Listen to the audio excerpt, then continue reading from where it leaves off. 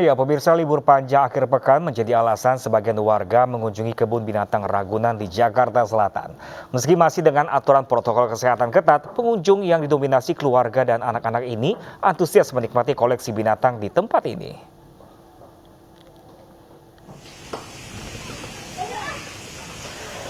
Meski di kebun binatang Ragunan terdapat sekitar 400 spesies, koleksi primata di Taman Primata Semutser menjadi salah satu daya tarik pengunjung.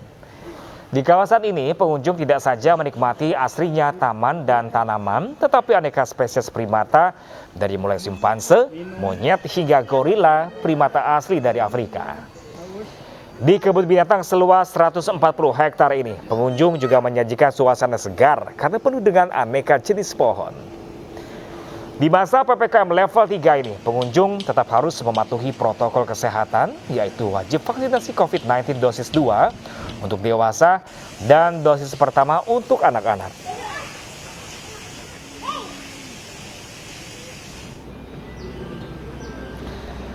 Tidak hanya di kebun binatang Ragunan, pemirsa, wahana taman burung di Taman Mini Indonesia Indah juga ramai didatangi pengunjung. Selain sebagai pusat konservasi, pengunjung dapat berinteraksi langsung dengan ribuan burung langka dari seluruh Indonesia. Setidaknya terdapat 146 spesies burung yang terbagi ke dalam 3 kubah konservasi berdasarkan zona penyebarannya. Di masa PPKM level 3, seluruh wahana di Taman Mini masih menerapkan kapasitas maksimal 50%. Sementara jam operasional dibuka dari pukul 6 pagi hingga pukul 6 sore.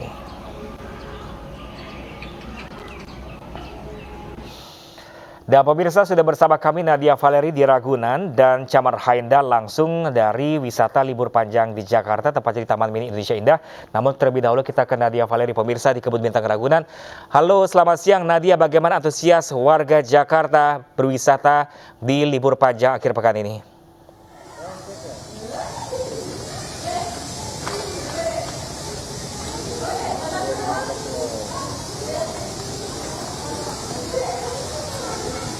Ya, Pram dan juga pemirsa menikmati pekan libur long weekend di perayaan Hari Raya Isra Miraj 2022. Hari ini sejumlah warga antusias mengunjungi salah satu spot wisata favorit di wilayah Jakarta, yakni di Taman Wisata Marga Satwa Ragunan, Jakarta Selatan. Di sini meskipun suasananya hujan, namun pengunjung masih tetap antusias menikmati pemandangan yang asli di sini dan juga mengunjungi satwa-satwa, terutama untuk spot wisata favorit di sini yang merupakan pusat Primata Semutser. Di mana di pusat Primata Semutser ini mayoritas dikunjungi oleh keluarga yang memiliki anak-anak dan mereka menikmati pemandangan dan juga mengunjungi satwa di sini yang merupakan spesies endemik dari mulai primata yakni monyet, simpanse dan juga gorila.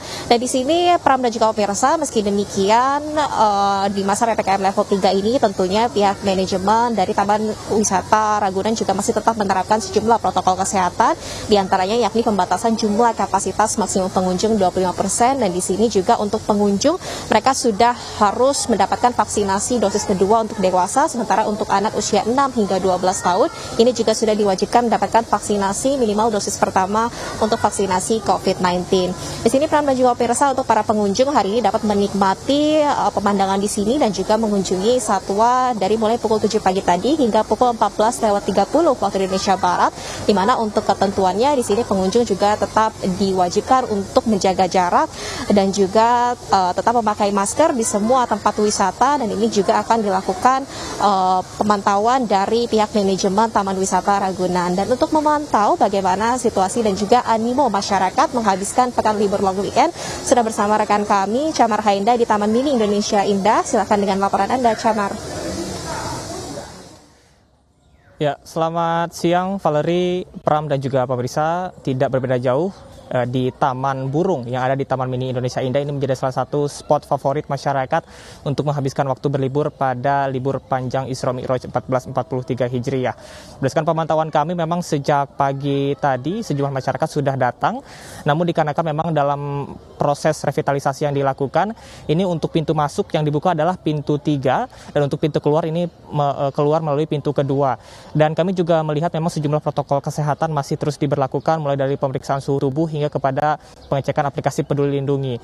Dan juga untuk anak berusia 6 hingga dengan 12 tahun saat ini sudah diperbolehkan untuk masuk ke wahana wisata, dikarenakan memang saat ini pada revitalisasi terdapat 8 wisata atau wahana yang dibuka di Taman Mini dan salah satunya adalah di Taman Burung.